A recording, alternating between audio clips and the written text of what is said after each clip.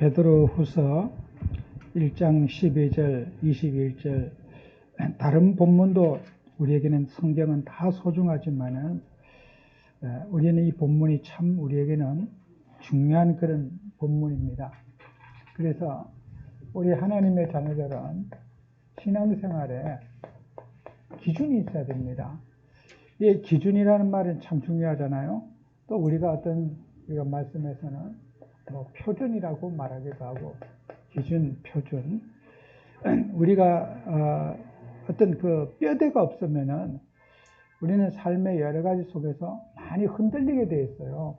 그래서 성경 말씀, 우리에게 주신 말씀 가운데 마태복음 17장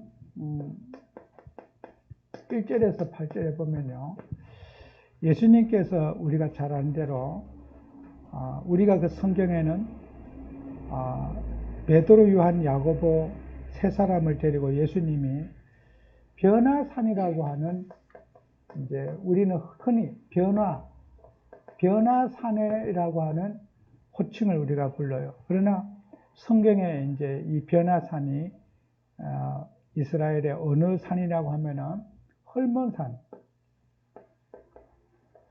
이 헐몬산이라고 추정을 우리가 하는 거죠. 꼭 우리가 그 산이 2000년 전에 예수님이 어떤 산에 가셨는지는 우리가 정확하게 몰라요. 그러나 변화산이라고 하는, 우리가 번역했지만은 그 지리적으로 보면은 헐몬산이라고 우리가 그렇게 이제 추측을 하고 있어요. 그 예수님이 베드로, 요한, 야고보 세 사람을, 이 베드로,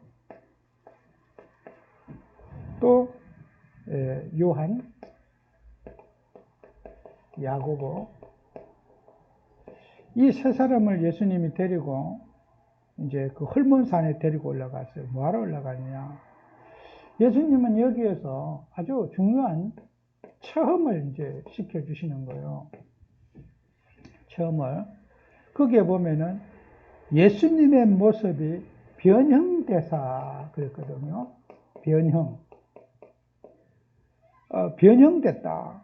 예수님의 모습이 변화됐다고 해서 우리는 변화산이라 이렇게 불러요.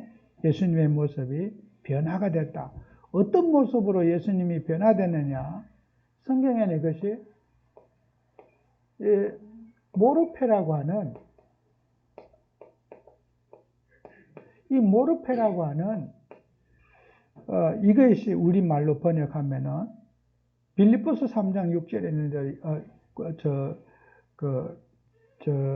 있는 대로 하나님의 형상이라고 하는, 형상이라는 말과 이 모르페라는 말을 같이 번역을 했어요.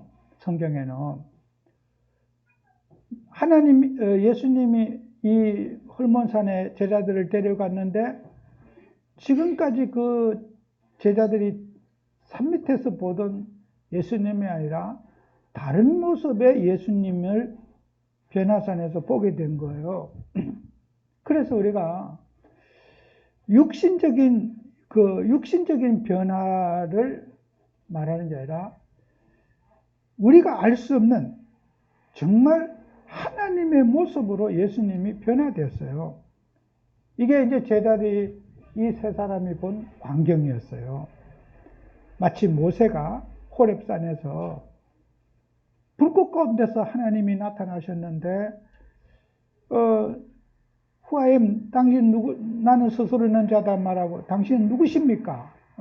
나는 스스로 있는 자라고 하는, 세상에서는 이해할 수 없는 하나님의 모습을 예수님의 드러내신 거거든요. 모세에게도, 이 베드로, 요한, 야고보에게도 이 변화산에서 하나님의 모습을 드러냈어요. 그리고 이 제자들이 봤어요. 그리고 이제 하늘에서 소리가 나기를 뭐라고 하냐? 너희는 주의 말씀, 예수의 말씀을 들으라 그랬어요. 헛소리 하지 말고 입 다물고 예수님의 말씀만 들으라, 이렇게 여기에서 하나님의 말씀, 예수님의 말씀만 들으라 이렇게 말하거든요. 이 변화산에서, 이 헐몬산에서.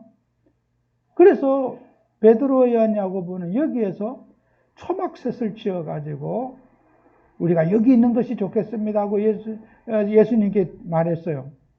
그래서 유대인의 명절이 초막절이 이제 며칠 남지 않았는데 거기서 우리가 뭐 초막절 예배드리고 이렇게 잊자고 이런 이제 얘기를 했죠.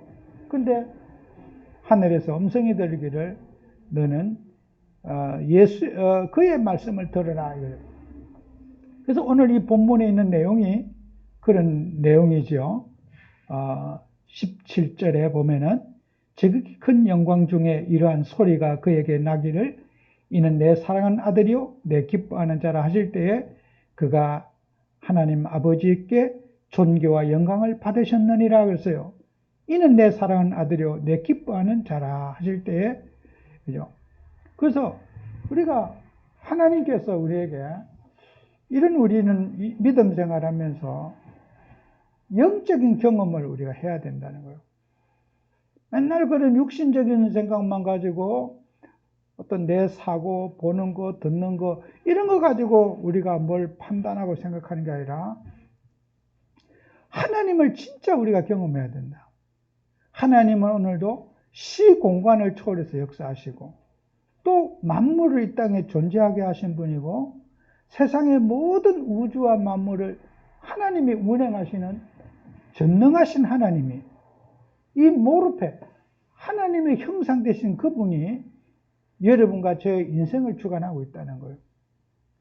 사람들은 이랬다 저랬다 말하지만은 하나님은 그 모든 것 위에 오늘도 주님이 우리와 함께하고 계시는 거예요. 그래서 우리가 하나님을 나는 어떻게 믿고 있느냐?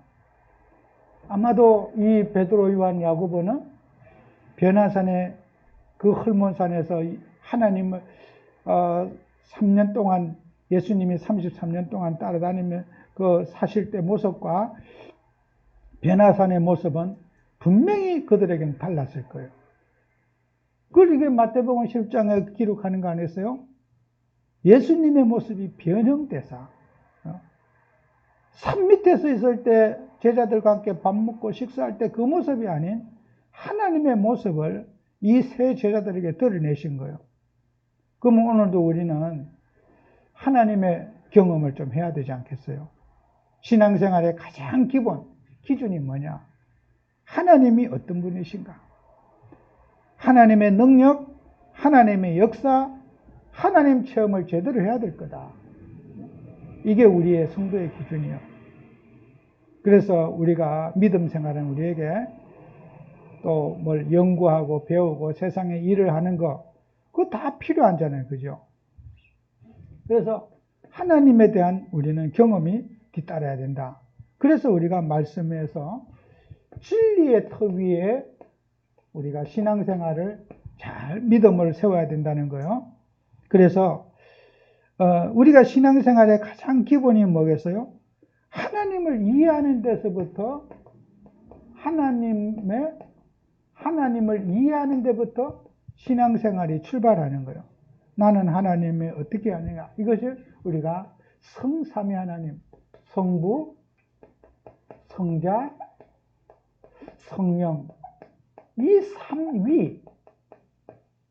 삼위 하나님을 우리가 어떻게 이해하고 있느냐?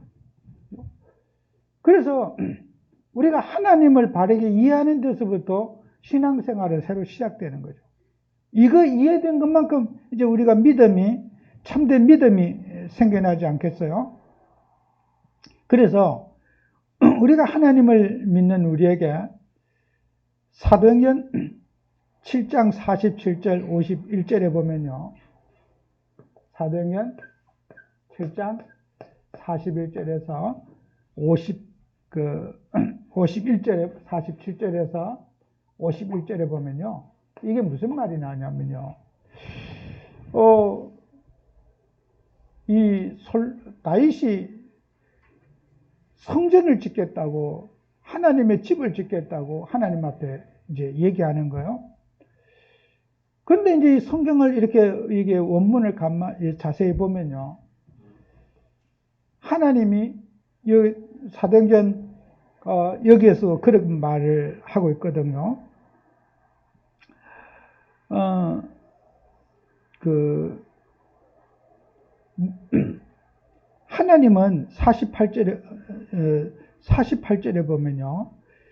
지극히 높으신 이는 손으로 지은 곳에 계시지 아니하나니 선지자가 말한 바 주께서 이르시되 하늘은 나의 보좌요 땅은 나의 발등상이기 너희가 나를 위하여 무슨 집을 짓겠으며 나의 안식할 처소가 있느냐? 예수님 하나님 물어보는 거예요. 너희가 나를 위하여 무슨 집을 짓겠느냐? 이렇게 말이죠. 하나님한테 우리가 하나님이 거하실 집을 지었는데 무슨 집을 짓겠느냐 이렇게 말해요. 이 원문에 보면 이건 무슨 뜻이냐면요. 어떤 종류의 집을 짓겠느냐 이 말이에요. 어떤 종류의 아파트 지어줄 거냐, 뭐 원룸을 지어줄 거냐, 빌라를 지어줄 거냐, 단독주택을 지어줄 거냐, 무슨 상가를 지어줄 거냐, 어떤 집을 지을 거냐. 집의 종류가 많잖아요, 그죠? 집의 종류가 전원주택을 지어줄 거냐, 집 종류 좀 얘기해봐라. 내가 거할 집. 네가 정말 내가 거할 수 있는 집을 짓기를 원하느냐? 네가 지은 집에 내가 거해야 되느냐? 이 하나님의 형상 되신 하나님이 사람의 손으로 만든 집에 거하겠느냐? 네가 만든 그 집에 병뚜껑 속에 거기 내가 들어가서 앉았겠느냐? 하나님이 다윗에게 질책하는 거예요. 그죠? 성전을 짓겠다. 하나님이 거하실 집을 짓겠다고 하는데 하나님은 좋아하는 게 아니라 하나님이 화가 나는 거예요. 이 자식 말이야. 지금까지 하나님이 나를 뭘로 알고 지금 네가 손으로 만든 집에 내가 거하겠느냐. 하나님이 화가 나는 거예요. 열받는 거예요. 그죠? 성경에 하나님이 열받는다는 내용은 없어요. 그런데 분명히 나단 선지자를 통해서 다윗을 야단칩니다. 성전을 짓겠다고 말하니까. 그리고 이제 다윗이 둘러대며 말하죠. 나는 백향목집에 거하면서 하나님의 법궤는 저렇게 방치해서 되겠느냐. 하나님을 위한다고 하면서 다윗의 생각은 딴 데 있는 거죠. 하나님의 성전을 다윗이 짓기 원하는 게 아니에요. 그 나단 선지자가 왜 통해서 야단치는 줄 압니까? 다윗이 하나님의 성전을 짓겠다는 게 아니에요. 다윗의 생각은요, 자기 왕위가, 다윗의 모든 역대의 사람들은 왕위를 아들에게 물려준 적이 없어요. 다 당대에 망해버렸어요. 이 나라가 죽고 나면 어떻게 될 건가? 이 나라가 내가 죽고 나면 이 나라 어떻게 될 건가? 미래에 대한 불안이 온 거죠. 미래에 대한 불안이 왔어요. 내 죽고 나면 이 나라 어떻게 될 건가? 마치 자기가 하나님을 나라를 다스리고 관리하고 이때까지 이끌은 것처럼 착각하는 거예요. 나 죽으면 큰일 나는데. 나는 그래도 열심히 해서 이 나라를 이렇게 지켰지만은 내 죽고 나면 이 나라는 유지가 안 될 텐데. 그래서 다윗이 머리를 쓴 거예요. 하나님 앞에 성전을 짓겠다고. 성전을 건축하겠다고. 근데 하나님이 다윗의 의도를 정확하게 알고 계셨어요. 내가 손으로 지은 집에 가든가. 내가 너에게 집 지어달라고 그랬느냐. 나는 손으로 지은 집에 거하는 것이 아니라. 그럼에도 불구하고 하나님은 너 아들에게 왕위를 물려줄 것이다. 그렇게 말했어요. 하나님이. 너 아들 솔로몬 때에 성전을 짓게 될 것이다. 그 말은 뭐예요? 아들 때도 나라가 건재할 것이라고 하는 것을 답을 준 거란 말이에요. 다윗의 마음에. 그래서 오늘 우리가 하나님을 하면서요. 우리는 내가 뭘 꾸미고 잘해야지 하나님이 감동받을 줄 아는 거죠. 하나님은 오늘도 영이시고 우리의 손끝에서 하나님의 영광이 드러나는 게 아니에요. 하나님은 하나님으로서 이 세상의 모든 만물을 주관하시고 관리하시고 다스리시는 전능하신 하나님을 우리와 함께 하시는 거예요. 모르페가 되신 하나님. 많은 사람들이 하나님을 이해 못해갖고 인본주의 쓰고 머리 쓰고 맨날 이래야 되고 저래야 되고 잘못하고 잘하고 육신적으로 사람들은 접근하는 거예요. 사도행전 7장에서도 이 설교 말씀에서 이 부분을 지금 얘기하고 있잖아요. 하늘은 나의 보좌요 땅은 나의 발등상이고 인간이 뭘 하겠다고 뭘 못한다 다 틀린 소리라는 거예요. 우리가 하나님의 손 안에 있다는 거예요. 하나님의 손바닥 속에 있는 거예요. 우리가 막 열심히 뭘 해도 우리는 하나님의 손에서 놀고 있어요. 인간이 재주를 부리고 하여튼 오만 짓을 다 해도 우리는 주님의 손에서 못 벗어나고 주님의 손아귀에 있어요. 검은 것을 희게 할 수 없고 흰 것을 검게 할 수 없는 그런 우리는 제한된 존재고 하나님은 하나님의 형상, 전능하신 하나님, 우리가 이해할 수 없는 참 하나님으로 모르페, 하나님의 형상 되시고 그분이 제자들 앞에 베드로, 요한, 야고보 앞에 변형되선 모습으로 나타나시는 거예요. 그래서 우리가 예수님을 믿는 우리에게 하나님을 바르게 이해해야 된다. 우리가 뭘 잘한다고 하나님이 박수 쳐주냐? 아니에요. 잘못하면 야단치냐? 아니에요. 인간의 열심, 인간의 노력 다 그게 부질없는 짓이에요.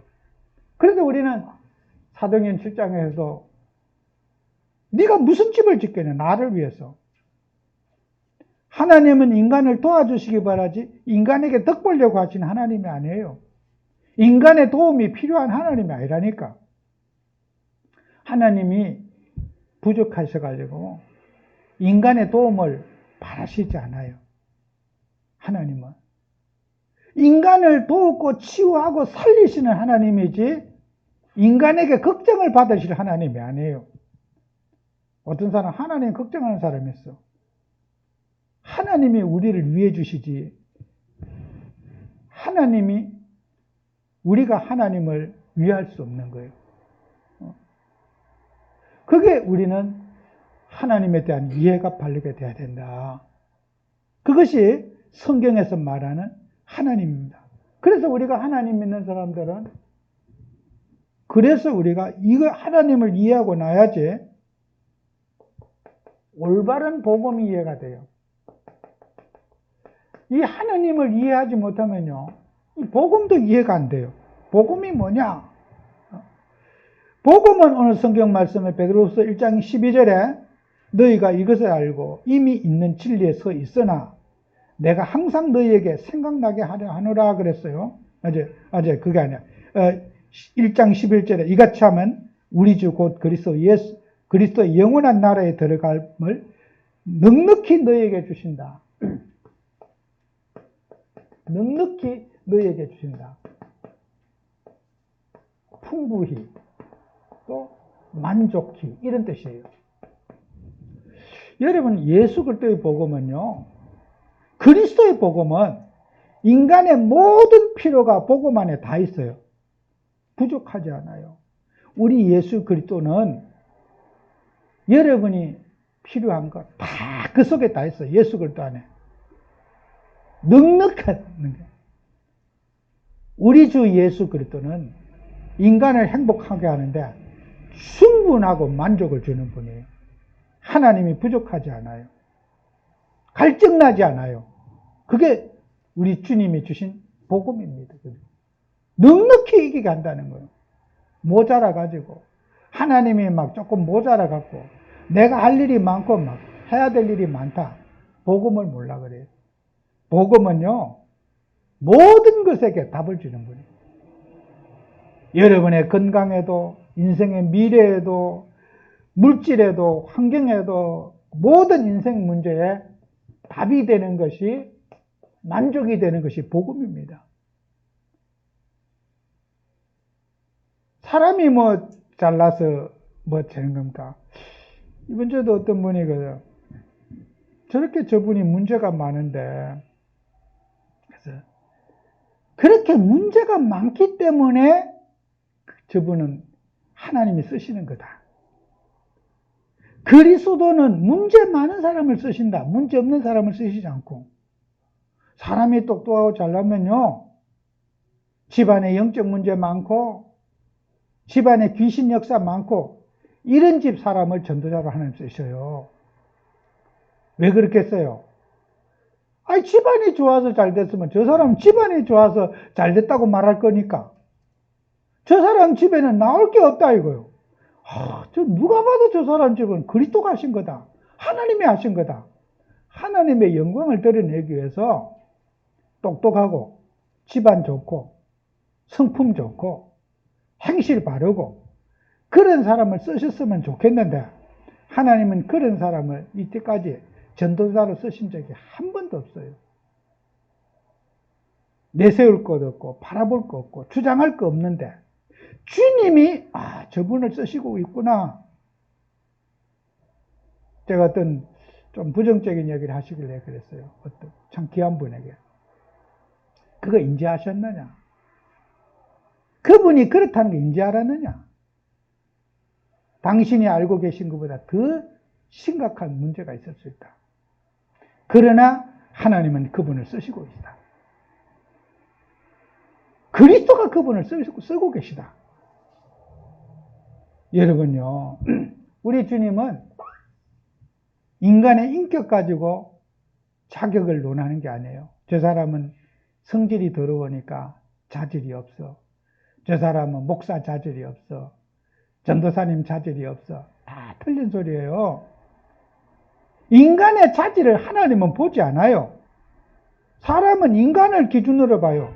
저 사람 댐댐이가 좋냐, 말이 고우냐, 성격. 하나님은 그런 눈으로 보지 않아요. 하나님은 반대예요. 어떤 면에서는 모자라고 망가지고 성질 더럽고 막 이상하고 그럴 때 주님이 쓰셨어요. 그래서 우리는 복음 누리는 저와 여러분에게 인간의 기준이 아닌 하나님의 기준이 돼야 된다. 아시겠죠? 우리 교회가 복음이 기준이 안 되면은 교회 일꾼은 안 세워져요. 우리 교회의 기준이 그리스도가 기준이 돼야 되고 예수가 그리스도, 이게 우리 인생의 기준이 돼야 되는 거예요. 이게 우리 인생의 기준 표준이 돼야 되는 거예요. 복음이. 뭐 사람의 기준이 돼갖고만. 아이고 자격이 없구만. 목사가 기준이 되면 됩니까?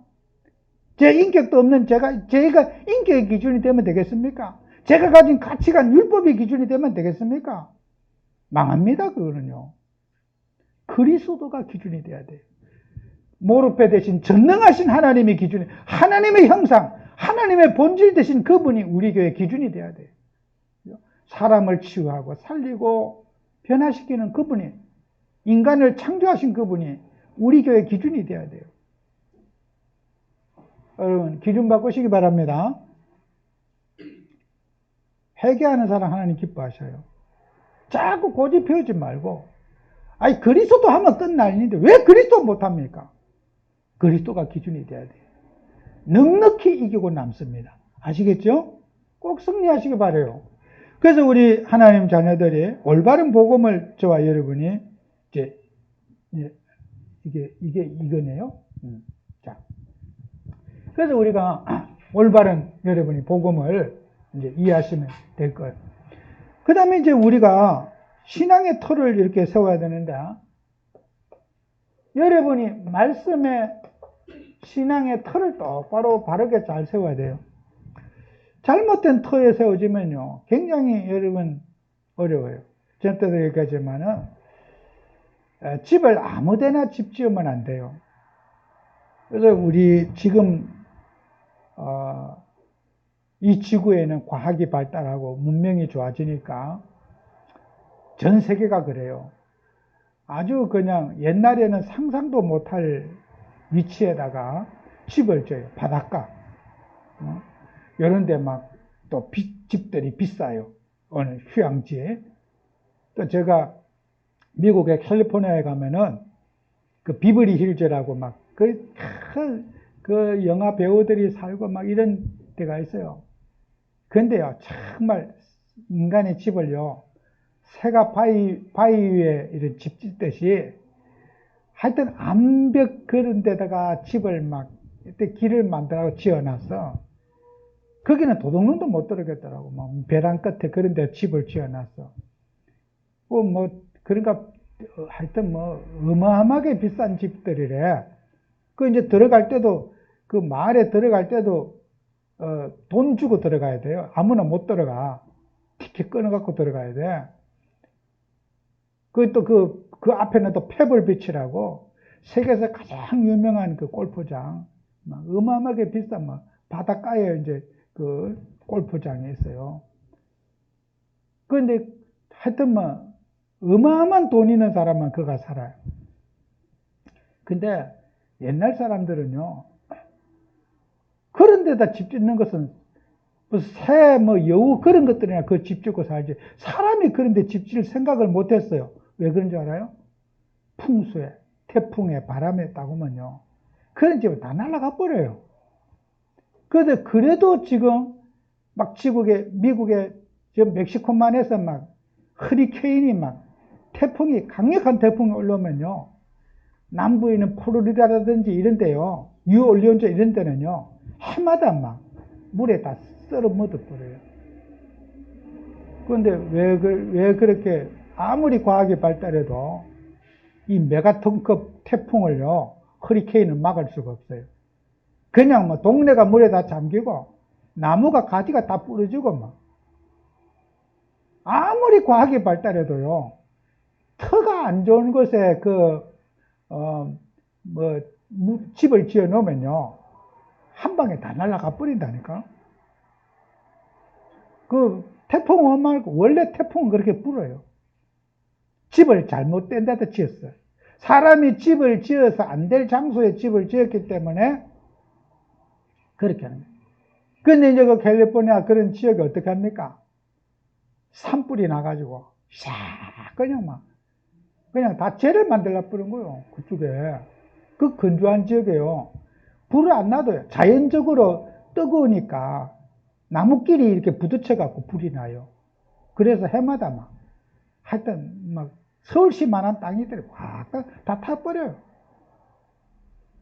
인간이 아무리 과학이 발달하고 해도 집 터가 안 좋은 곳에 집이 세워지고요. 터가 안 좋은 집에 돈을 100억씩 주고 샀어. 망해요. 우리가 터가 좋아야 되는 거예요, 터가. 터가 나쁜 곳에 세워지면요, 인생 쫄딱 망해요. 우리 인생의 터가 어딥니까? 지금 사람들은 재앙지대, 잘못된 터 위에, 잘못된 말씀, 잘못된 터 위에 집을 세웠기 때문에 망하는 거예요. 우상숭배하고, 귀신숭배하고, 재앙지대에다가 딱 하니까, 망한 터에다가 집을 세워놓으니까 망하는 거예요. 안 망할 곳, 터가 좋은 곳에 세워야 되는데, 그런 우상숭배하고 영적인 문제 있고 재앙지대에다가 세워놓으니까 망할 수밖에 없는 거예요. 사람이 꼭 막이 들려면은 망하는 것만 선택해요. 땅도 좋은 땅 많은데 순 위험한 땅, 그런 바닷가, 태풍 심하고 이런 데다 꼭 그런 데 가서 놀기 좋다고 그냥 가서 망해버리는 거예요. 여러분, 우리는 이 세상 사람들이 잘못된 터가 있는데 그 잘못된 터가 뭐예요? 오늘 성경 말씀에 18절에 있는 말씀이잖아요. 18절에 뭐라고 되어 있느냐면요. 17절에, 16절에 있네요. 우리 주 예수 그리스도의 능력과 강림하심을 너희에게 알게 한 것이 교묘히 만든 이야기를 따른 것이 아니었어요. 교묘히 만든 이야기. 이게요, 성경에 이 교묘히 만든 이야기가 어떤 이야기냐? 거짓말. 말을 만들어갖고 없는 얘기를 자꾸 만들었다.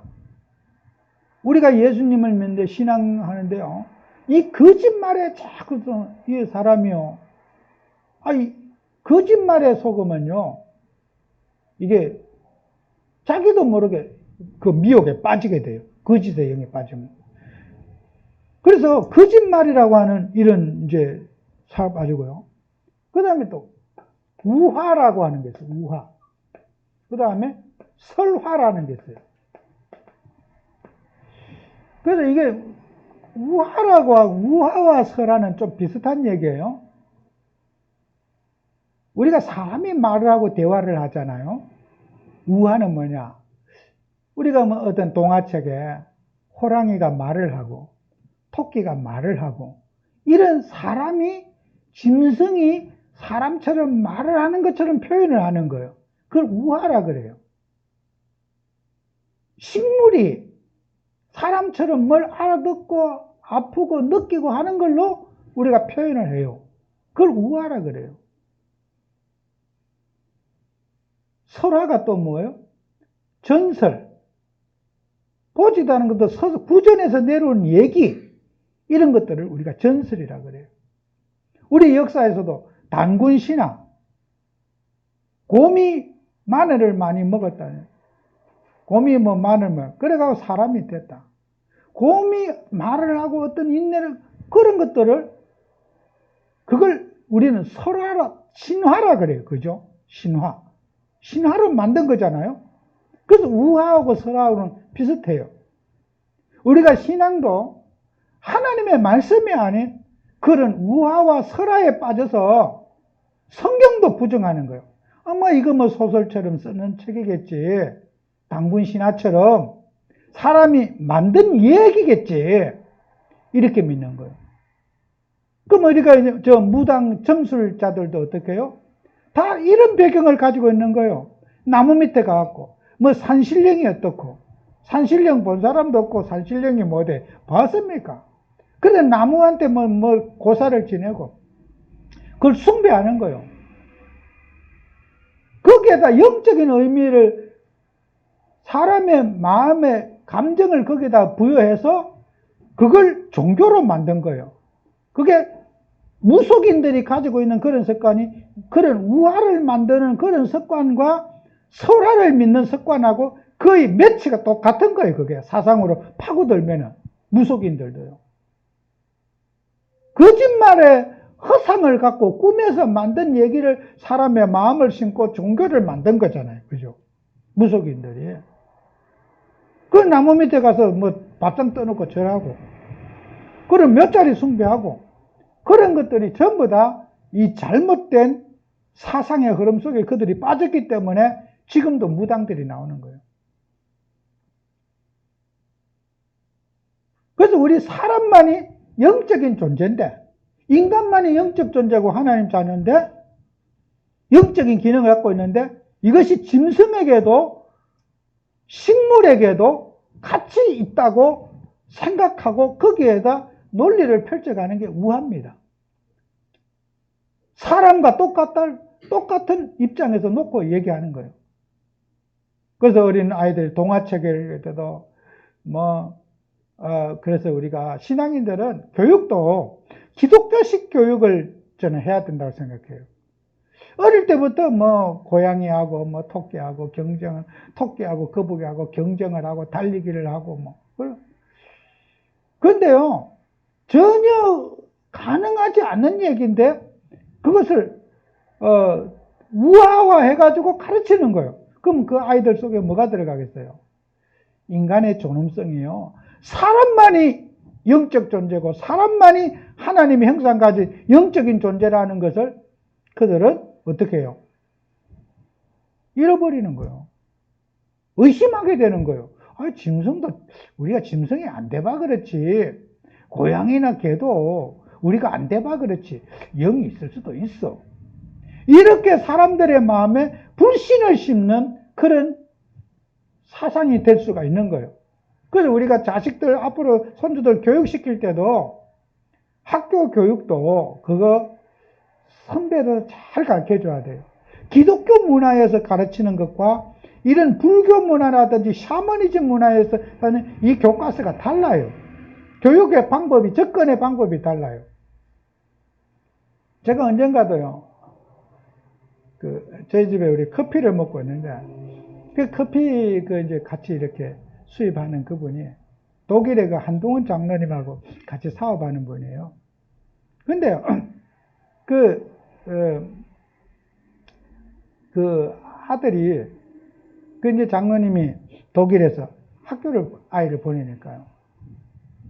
그래, 이제, 얘기를 해줬대요. 토끼와 거북이 얘기를. 토끼하고 거북이하고, 토끼는, 이렇게 열심히 달려가다가 낮잠을 나무 밑에서 잠자는 사이에 거북이가 열심히 걸어가가지고 꾸준하게 가서 이겼다. 잠자는 사이에. 그랬더니요, 아이가요, 아버지한테 대들 때 쌍눈을 켜고, 이런 애기가, 그런 말이 어디 있냐고. 불공정하다 이거요. 토끼하고 어떻게 거북하고 달리기를 할 수 있어요? 불공정한 경쟁을 했다고 다 대들더래요. 그건 나쁜 거라고. 막 애가. 그런 게 어디 있느냐고. 그래서 아버지가 사과했대. 미안하다고. 잘못했다고. 워낙 막 화를 내면서 애가 달라드니까. 그런 시합이 어디 있느냐고. 거북이는 거북이끼리, 토끼는 토끼끼리 해야 된다. 상대도 안 되는 그 끼리 서로 경쟁을 해갖고, 토끼가 이긴 거요? 거북이가 진 거요? 같은 토끼끼리 경쟁을 했어야 된다. 말도 안 되는 상대끼리 경쟁해갖고, 그렇게 되냐는 거예요. 불공정하다, 이거요. 그러면서 제가 지금도 안 잊어버려지는 거예요. 이게, 어쨌든 그 기독교 문화의 그런 살아가는 사람들의 어린 아이들 교육 인식은 한국에서 이렇게 들을 때는, 그게 당연하게 아이들한테 그걸 가르치는데, 그런 기독교 문화를 가진 사람은 말도 안 되는 거예요. 그걸 교육이라고 아이들 하느냐는 거예요. 뭐든지 경쟁을 해도 공정한 경쟁을 하고, 우리가 막 운동을 해도 체급 달잖아요. 그죠? 몸무게를 막 유도를 해도, 몸무게 60kg 급, 70kg 급, 이렇게 몸무게도 비슷한 게입니다.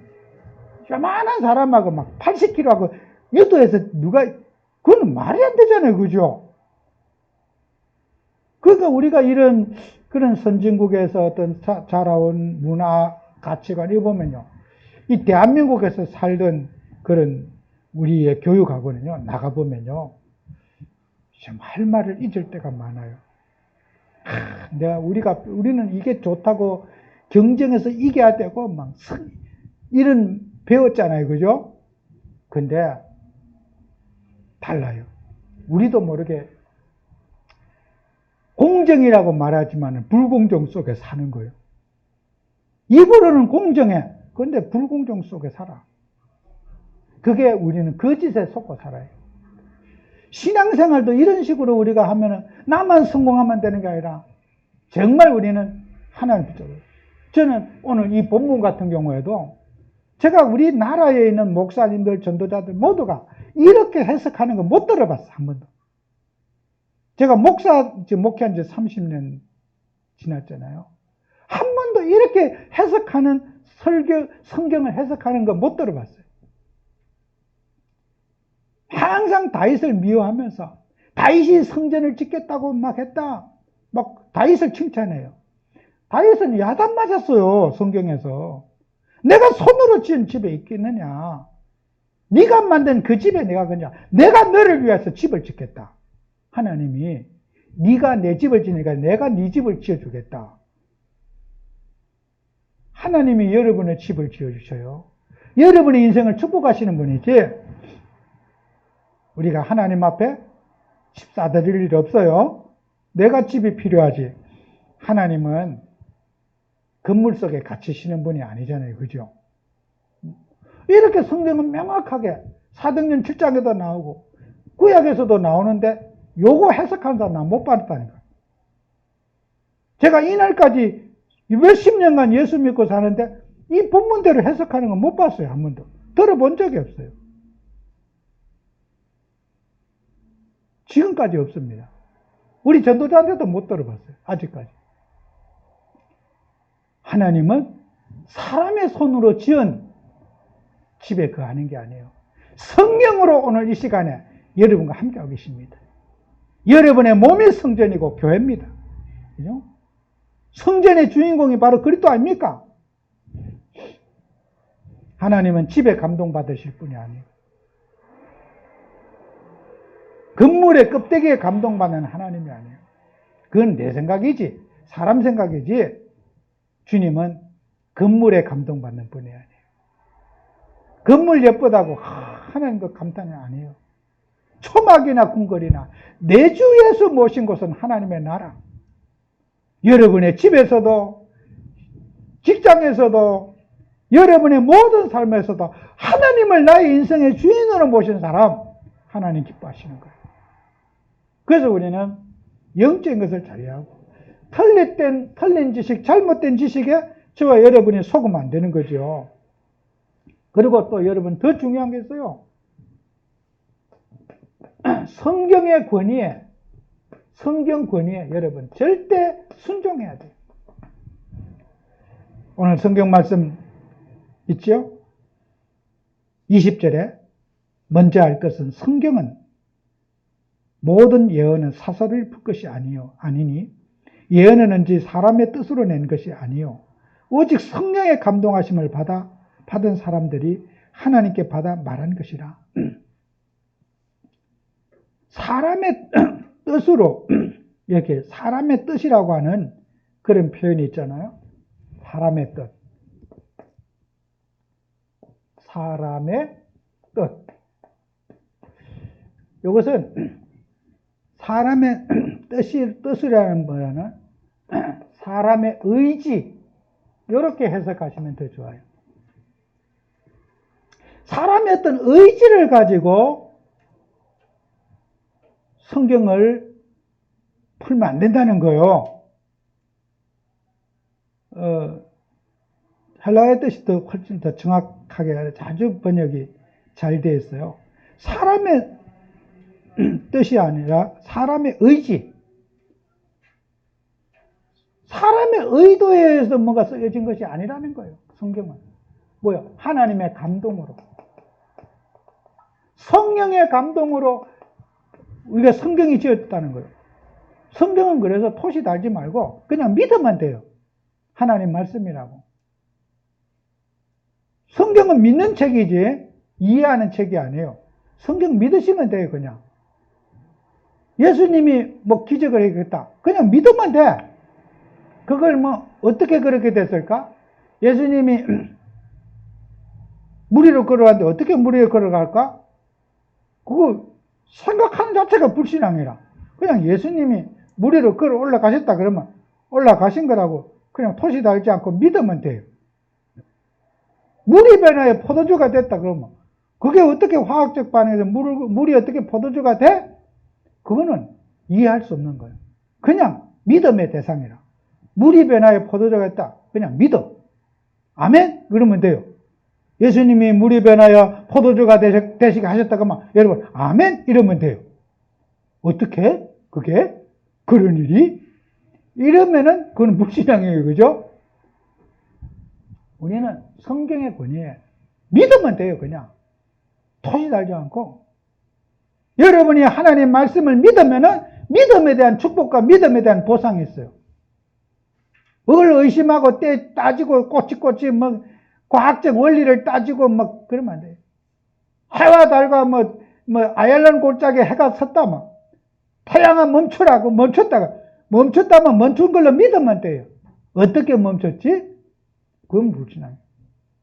우리는 성경의 권위를 존중하는 하나님의 말씀을 토시 달지 않고 하나님이 그렇게 하셨다면 믿으면 돼요.